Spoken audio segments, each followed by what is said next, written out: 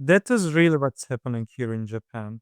Like the societies, maybe some other Asian cultures are similar, but yeah, there's a strong hierarchy here, and it might not be only blaming, but this is an habit which is settled down in the people's mentalities or the mindsets over not a short time, over years and years, like starting from maybe 18th centuries.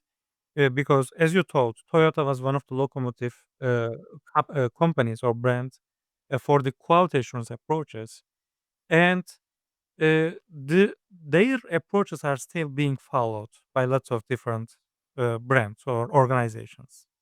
But maybe there is a interesting point over there we might be careful about. Like those quality approaches might be applicable for certain domains, but not for others. Like I believe these approaches are perfect for manufacturing or developing hardware. But are they the best for developing software? I think this might be arguable, I would say, because I believe this is hindering uh, maybe applying agile approaches.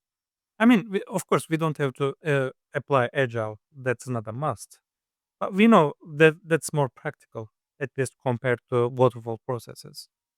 But if we try to follow those quality approaches, which were perfectly applicable on manufacturing or developing hardware, on the software in the exactly same way, that might hinder us from practicing the best experiences, I guess.